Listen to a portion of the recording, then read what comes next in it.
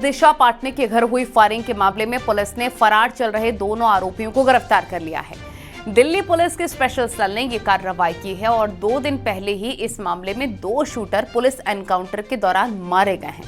पकड़े गए दोनों आरोपी की पहचान एक सीसीटीवी फुटेज के जरिए की गई थी, जिसके बाद गिरफ्तारी की गई है।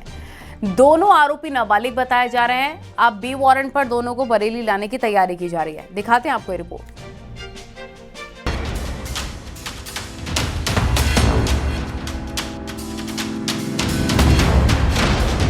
एक्ट्रेस के घर फायरिंग मामले में एक्शन जारी। घटना में शामिल 2 नाबालिग हुए गिरफ्तार। दिल्ली पुलिस ने दोनों आरोपियों को अरेस्ट किया। बरेली में एक्ट्रेस दिशा पाटनी के घर पर फायरिंग मामले में पुलिस की कार्रवाई जारी है। गाजियाबाद में एनकाउंटर के दौरान 2 बदमाशों के मारे जाने के बाद फरार आरोपी भी पुलिस के शिकंजे में है। दिल्ली पुलिस की टीम ने इन दोनों ही आरोपियों को गिरफ्तार कर लिया है। दोनों आरोपी यूपी के बागपत जिले के रहने वाले हैं। दोनों ने अपनी उम्र 18 साल से कम होने का दावा किया, जिसके बाद पुलिस की टीम कानूनी मदद ले रही है।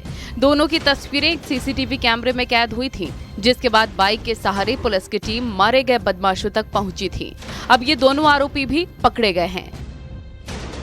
फिल्म अभिनेत्री दिशा पाटनी के बरेली के घर पर हुई फायरिंग के मामले में दिल्ली पुलिस ने फायरिंग के 2 वांछित आरोपियों को गिरफ्तार कर लिया है। दोनों वांछित आरोपी नाबालिग बताए जा रहे हैं। हालांकि 2 दिन पहले उत्तर प्रदेश एसटीएफ और दिल्ली पुलिस के इंटर स्टेट कोऑर्डिनेशन से 2 आरोपियों को ढेर कर दिया गया था, लेकिन बरेली पुलिस अब दिल्ली पुलिस से दोनों आरोपियों को जो गिरफ्तार किए गए हैं वारंट भी इशू करवाएगी और उनको जल्दी ही बरेली लेकर के आएगी। बरेली पुलिस अब दोनों वांछित आरोपियों से पूछताछ करेगी कि आखिर बरेली में दिशा पाटनी के घर पर उन्होंने फायरिंग की वारदात को क्यों अंजाम दिया था और इसके पीछे क्या कुछ वजह थी।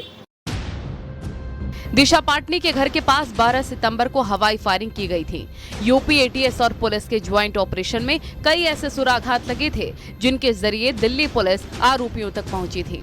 आशंका है कि गोल्डी बराड़ और रोहित गोदारा गैंग कम उम्र के लड़कों को बरगलाकर जुर्म की दुनिया में धकेल रहा है और फायरिंग जैसी घटनाओं को गैंगस्टर के इशारे पर अंजाम दिया जा रहा है।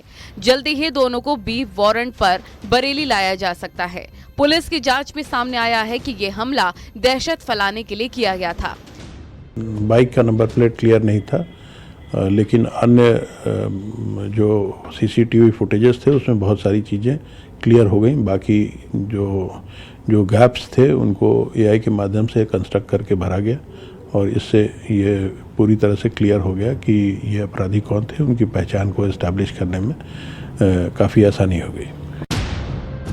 इस हाई प्रोफाइल मामले में यूपी एसटीएफ से लेकर दिल्ली और हरियाणा के पुलिस ने कार्रवाई की है। कानूनी व्यवस्था को चुनौती देने वाले बदमाशों पर पुलिस ने कड़ी कार्रवाई की और संदेश साफ है कि यूपी में कानून व्यवस्था को तोड़ा तो कार्रवाई तय है।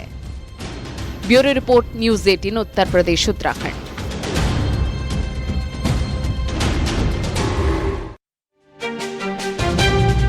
और इस बीच एक बड़ी खबर आपको बता दें कि बरेली में फिल्म अभिनेत्री दिशा पाटनी के घर पर हुई फायरिंग के मामले में बड़ा अपडेट आ गया है। 5वें आरोपी की पुलिस से मुठभेड़ हुई है।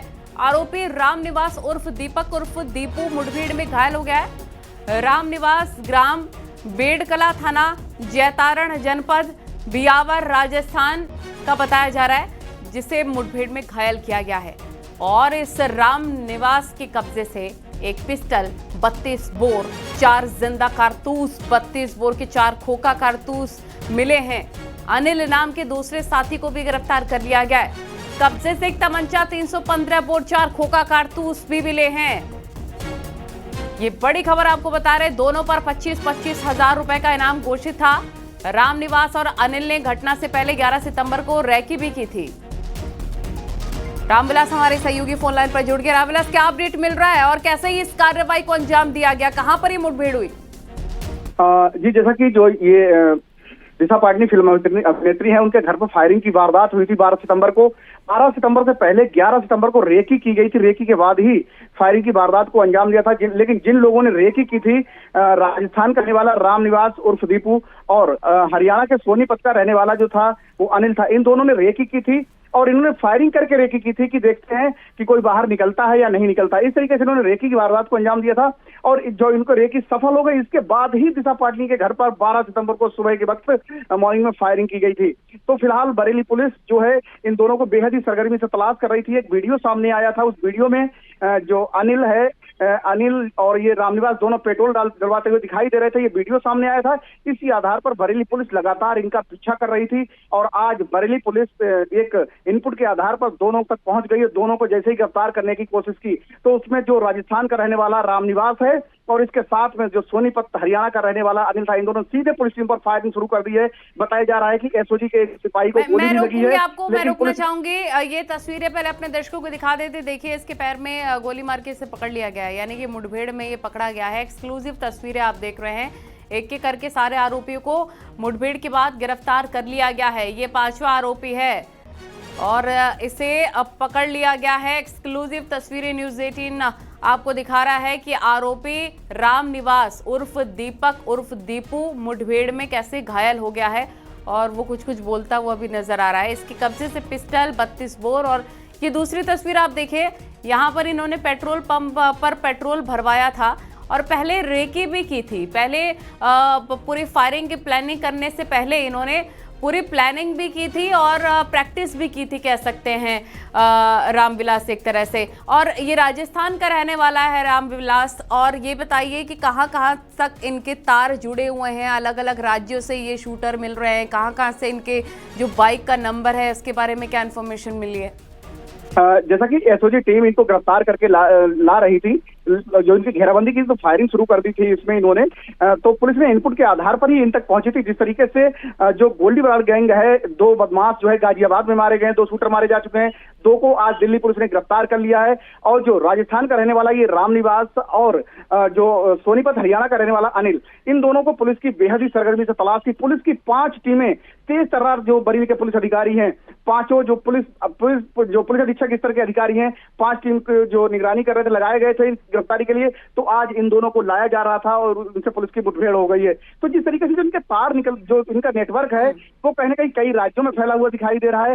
भले ही और क्योंकि रामविलास, इनको देख के भी शूटर्स को ये लग रहा है साफ तौर पर कि यंग है या नौजवान है, इनको बरगलाया जाता है, कैसे दहशत फैलानी, दहशत गर्दी करनी है, इनको डेंजरस हथियार भी मुहैया कराए जाते हैं। तो ये भी एक बहुत खतरनाक तार है जो इनको बरगला कर इनको शूटर बनाया जा रहा है। जी बिल्कुल, जिस तरीके से जो दोनों ही आज ये बदमाश अभी गिरफ्तार हुए हैं, जिसमें रामनिवास जो राजस्थान का रहने वाला है, इसके पास से 5 बोर की एक पिस्टल बरामद हुई है, 4 जिंदा कारतूस और 4 जो है खोखा कारतूस बरामद हुए, 4 राउंड इसने पुलिस टीम पर फायरिंग चलाई है। वहीं दूसरा जो बदमाश हरियाणा का रहने वाला जो अनिल है, उसके पास से भी एक तमंचा बरामद हुआ है, उसके पास से भी भारी तादाद में जिंदा कारतूस बरामद हुए। लेकिन कहीं ना कहीं चीजें ये हैं कि जो आज दिल्ली से जो गिरफ्तार हुए दोनों बदमाश जो शूटर गिरफ्तार हुए, उनकी भी उम्र, वो तो नाबालिग है दोनों। और जिस तरीके से जो ये रामनिवास है, इसकी भी उम्र बहुत कम दिखाई दे रही है। लेकिन जिस तरीके से ये जो नौजवान है, नए लड़के हैं, जो गोल्डी बराड़ गैंग है, ये अधिकतर ऐसे लड़कों का इस्तेमाल करता है और उनसे ये बड़ी बड़ी आपराधिक वारदातों को अंजाम दिलाता है। फिलहाल शाहजहांपुर के पुलिस अधीक्षक ने 5 तेजतर्रार पुलिस अधिकारियों की टीम को लगाया था और बड़ी कामयाबी हासिल हुई है। क्योंकि जो गोल्डी बराड़ गैंग है, उसने 2 शूटर के मारे जाने के बाद बरेली पुलिस को भी धमकी दी है कि वो माफ नहीं करेगा बल्कि बदला लेगा।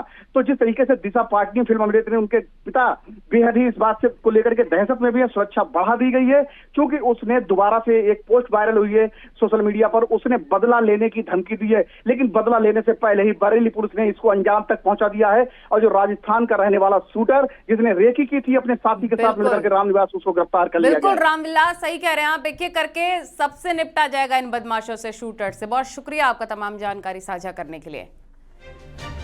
2 तस्वीरें आप देख रहे हैं, पहले रेकी की इन्होंने, दूसरी बार अभी ने मुठभेड़ में गिरफ्तार कर लिया गया है।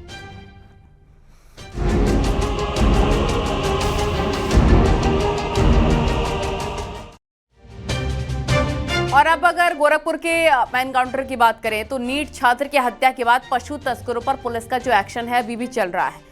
अलग अलग मामलों में फरार चल रहे 30 पशु तस्करों को पुलिस ने पकड़ लिया है। उधर लापरवाही बरतने के आरोप में कुशीनगर में तैनात कई थानेदार और दरोगा लाइन हाजिर कर दिए गए हैं। दबिश के लिए बिहार गई पुलिस टीम पर हमले के बाद ये बड़ी कार्रवाई हुई है। गोरखपुर की घटना में शामिल पशु तस्कर अजहर की अस्पताल में मौत हो गई है। देखिए रिपोर्ट।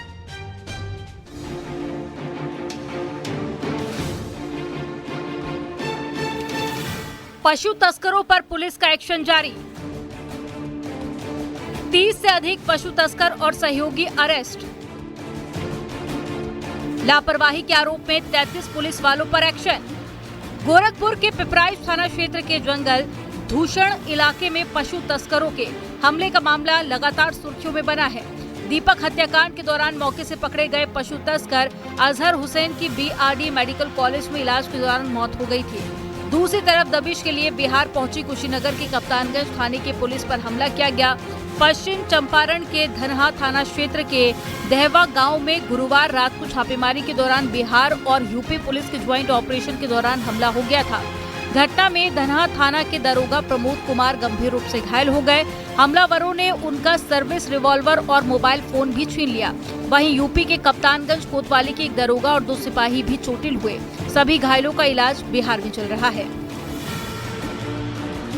कप्तानगंज थाना जिला कुशीनगर यूपी के पुलिस आए थे और उसी के सहयोग में धनहा थाना पुलिस भी यहाँ आई हुई थी। वारंट का तामला करना था। वारंट तामला करने के क्रम में ही रुस्तम और रुस्तम के 3 भाई चारों मिल करके पुलिस पे लाठी से हमला कर देता है। उसी हमला क्रम में पीटीसी जो 112 का पदाधिकारी था वो जख्मी हो गया और उसका पिस्टल और मोबाइल उसके पास नहीं था। इधर गोरखपुर में हुई घटना के बाद में पशु तस्करों पर बड़ी कार्रवाई जारी है। पुलिस कर्मियों की लापरवाही सामने आने के बाद में कुशीनगर जिले में 33 पुलिस कर्मियों को लाइन हाजिर कर दिया गया। साथ ही अभी तक 2 दिन में 30 से अधिक पशु तस्कर और उनके सहयोगियों को गिरफ्तार किया गया। रूट पर नाकेबंदी के साथ में अधिकारी लगातार गश्त कर रहे हैं। आशंका है कि पशु तस्कर लोकल लोगों को गाइड के रूप में इस्तेमाल करते हैं। भनक लगते ही रूट बदल लेते हैं। एडीजी गोरखपुर ने कुशीनगर में 33 पुलिस कर्मियों को एक साथ लाइन हाजिर कर दिया। लाइन हाजिर होने वाले में तमकुहीराज थाना के अध्यक्ष और कसिया थाना अध्यक्ष के साथ 3 पुलिस चौकी के प्रभारी हैं और 33 पुलिस कर्मी भी शामिल हैं। इस कार्रवाई से पुलिस महकमे में हड़कंप मचा हुआ है। माना यह जा रहा है कि अभी कई ऐसे पुलिस कर्मी हैं जो जांच के निशाने पर आ सकते हैं। पशु तस्कर विभिन्न अपराधों में फरार चल रहे हैं। उनकी गिरफ्तारियां हो रही है, उनके यहाँ दबिश हो रही है और उनके जो पुराने मुकदमे उनको खंगाला जा रहा है और यथोचित उसमें एक्शन लिया जा रहा है। इसके अलावा जो उनके पशुओं की तस्करी के जो रूट है उनकी नाकेबंदी की सुदृढ़ स्कीम बनाई जा रही है। 33 पुलिसकर्मियों को सेंसिटिव थानों से हटाया गया है। ये हमारे विभाग की अंदरूनी जो समीक्षा जांच इत्यादि के बाद ये निर्णय लिया गया। नीट छात्र दीपक मर्डर केस के बाद में पशु तस्करों पर लगातार शिकंजा कसा जा रहा है। पुलिस की टीम कार्रवाई कर रही है और खाकी की आड़ में छिपे पशु तस्करों के मददगारों पर भी जांच के बाद में कार्रवाई की जा रही है। अधिकारी दावा कर रहे हैं कि घटना में शामिल आरोपियों को जल्द गिरफ्तार किया जाएगा और पशु तस्करों के गैंग को नेस्तनाबूद किया जाएगा। कुशीनगर से अशोक शुक्ला के साथ रामगोपाल द्विवेदी, न्यूज़ 18 गोरखपुर।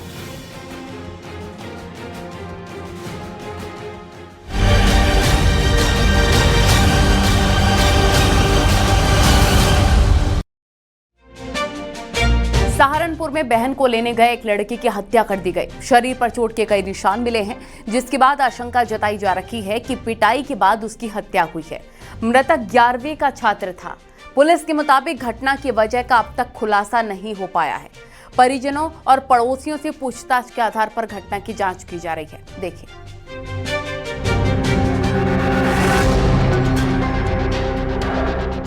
सहारनपुर के चिलकाना थाना क्षेत्र में हत्या की सनसनीखेज वारदात सामने आई। दुमझेड़ा निवासी माहिल का शव गांव के पास रास्ते में पड़ा मिला। शरीर पर लाठी डंडों से पिटाई के गंभीर निशान मिले हैं। परिजनों का आरोप है कि माहिल की हत्या कर शव सड़क पर फेंक दिया गया। माहिल 11वीं कक्षा का छात्र था। बेरहमी से हुई हत्या ने परिवार को गहरे सदमे में डाल दिया। मृतक अपनी बहन को बाइक से लेने के लिए चिलकाना गया था, लेकिन बस लौटी उसकी मौत की खबर। ग्राम दुमझेड़ा में एक व्यक्ति की मृत्यु की सूचना मिलती है। सूचना मिलने पर पुलिस द्वारा तत्काल मौके पर पहुंचकर शव को कब्जे में ले लिया गया।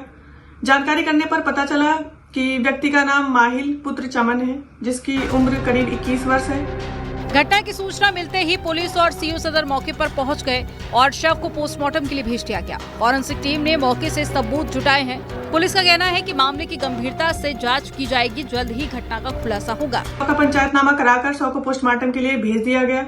मौके पर फील्ड यूनिट भी मौजूद रही। परिजनों से तहरीर प्राप्त कर सुसंगत धाराओं में मुकदमा दर्ज कर लिया गया है। थाने, एसओजी एवं सर्विलांस की संयुक्त टीम गठित कर दी गई है। जल्द ही अभियुक्तों की गिरफ्तारी सुनिश्चित कर उन पर कठोर से कठोर कार्रवाई की जाएगी। माहिल की हत्या किसने की और क्यों की, इस बात का खुलासा अब तक नहीं हो पाया। परिजनों से पूछताछ और आसपास की लोकेशन पर लगे सीसीटीवी फुटेज के जरिए पुलिस हत्यारों का सुराग तलाश रही है। फिलहाल परिजन सदमे में हैं और घटना के बाद में गाँव में मातम है। देवेश त्यागी, न्यूज 18 सहारनपुर।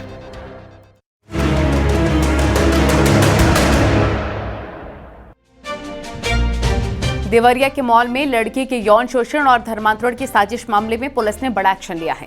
फरार चल रहे मॉल मालिक को गिरफ्तार करके जेल भेज दिया गया है और इस मामले में 2 आरोपियों को पुलिस की टीमें पहले ही गिरफ्तार कर चुकी हैं। मॉल मालिक की पत्नी इस केस में फरार है, जिसकी तलाश जारी है। दरअसल पीड़िता ने आरोप लगाया था कि मॉल में एक रहस्यमय कमरा है जिसमें कारोबारियों के सामने लड़कियों को भेजा जाता है, बाद में धर्मांतरण की धमकी दी जाती है। देखिए।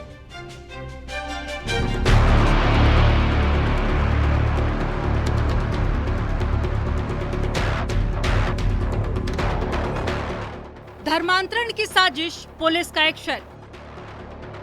मॉल का कमरा, लड़की का आरोप। पुलिस ने मॉल के मालिक को किया गिरफ्तार। देवरिया के निजी मॉल संचालक को पुलिस की टीम ने धर्मांतरण की साजिश और लड़की के यौन शोषण के आरोप में गिरफ्तार किया। बीते 7 सितंबर को एक लड़की ने जिला मुख्यालय के मॉल संचालकों पर अवैध धर्मांतरण और यौन शोषण का गंभीर आरोप लगाया था, जिसके बाद में पुलिस ने मॉल मालिक इशराफिल अंसारी को सदर कोतवाली थाना क्षेत्र के रामनाथ देवरिया कस्बे से गिरफ्तार किया। मैं इस वक्त खड़ा हूं इजी मार्ट के ठीक सामने। इजी मार्ट के मालिक इशराफिल अंसारी को देवरिया पुलिस ने कल देर रात गिरफ्तार कर लिया है। हालांकि ये बताया गया है कि विवेचना के दौरान इशराफिल अली को गिरफ्तार किया गया है। अब तक इस पूरे मामले में 2 गिरफ्तारियां हुई हैं। आपको बता दें कि अब तक इस पूरे मामले में 2 गिरफ्तारी हो चुकी है और मॉल के मालिक की पत्नी फरार है। साथ ही एक अन्य अभियुक्त पहले से ही जेल में बंद है।